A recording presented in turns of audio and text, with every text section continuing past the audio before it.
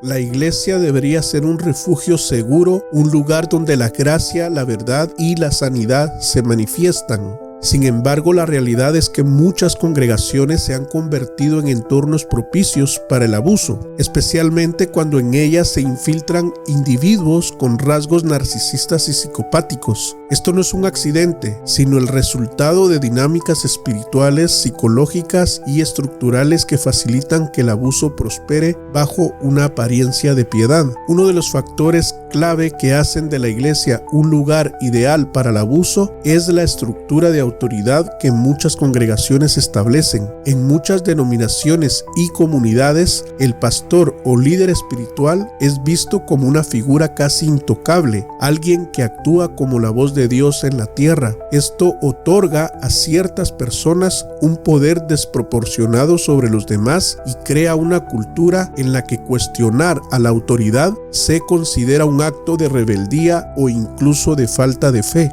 Los narcisistas, atraídos por la posibilidad de tener una posición de poder, se infiltran en estas estructuras y una vez dentro, establecen dinámicas de control y manipulación. El abuso en la iglesia también se ve facilitado por el lenguaje espiritualizado que puede usarse para encubrir el mal. Los abusadores dentro de la iglesia saben cómo disfrazar su comportamiento con versículos bíblicos y conceptos teológicos. Un pastor narcisista, por ejemplo, puede justificar su autoritarismo diciendo que él es el ungido del Señor y que nadie debe tocarlo ni cuestionarlo. También puede culpar a las víctimas de abuso por su sufrimiento, sugiriendo que deben perdonar y someterse sin resistirse. Este tipo de gaslighting espiritual deja a las víctimas confundidas y desarmadas, sintiendo que incluso dudar de la autoridad del abusador es un pecado. Otra razón por la que la iglesia es un entorno propicio para el abuso es su énfasis en la gracia y el perdón, a menudo mal interpretados. Si bien el perdón es un mandato cristiano, muchos líderes religiosos manipulan este principio para silenciar a las víctimas y encubrir a los agresores. Cuando alguien denuncia a un abusador, la respuesta común en muchas congregaciones es pedirle que perdone, que no guarde rencor y que mantenga la unidad de la iglesia. Esto crea una cultura donde las víctimas son vistas como problemáticas si insisten en buscar justicia.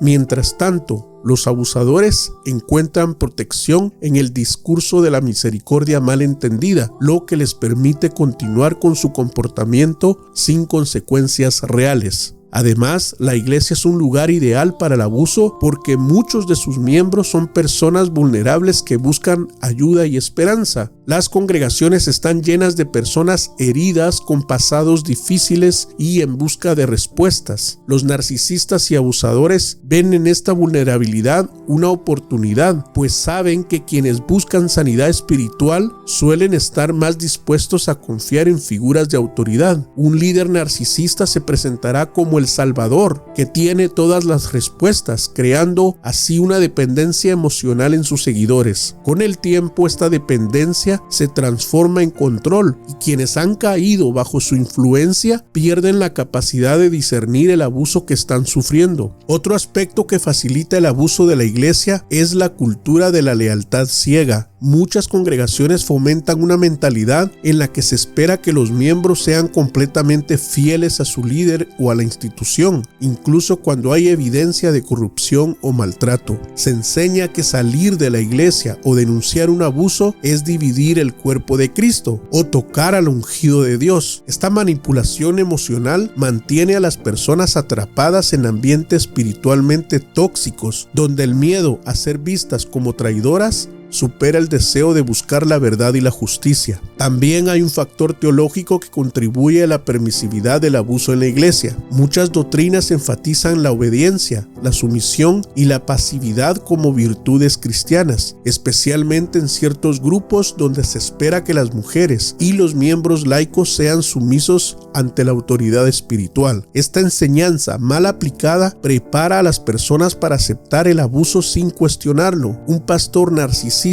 usará estos principios para imponer su voluntad sobre la congregación, exigiendo obediencia total y eliminando cualquier resistencia. El abuso dentro de la iglesia no se limita a un solo tipo. Existen abusos emocionales, espirituales, psicológicos, financieros y hasta sexuales, todos encubiertos bajo un manto de religiosidad. Los pastores narcisistas suelen rodearse de personas que los apoyan incondicionalmente, ya sea por miedo, por manipulación o porque también obtienen beneficios del sistema. A estos se les conoce como monos voladores, habilitadores o cómplices, quienes silencian a las víctimas, minimizan las denuncias y protegen la imagen del líder abusivo a toda costa. Este patrón de abuso en la iglesia no es nuevo. La Biblia misma advierte sobre los falsos maestros y líderes corruptos que se infiltran en el pueblo de Dios para aprovecharse de él. En Mateo 7:15 Jesús advierte sobre los falsos profetas que vienen vestidos de oveja, pero por dentro son lobos rapaces. En Ezequiel 34, Dios condena a los pastores que se alimentan a sí mismos en lugar de cuidar del rebaño. El apóstol Pablo en Hechos 20, del 29 al 30, advierte que después de su partida entrarán en medio de vosotros lobos rapaces que no perdonarán al rebaño. La presencia de abusadores dentro de la iglesia no es una sorpresa,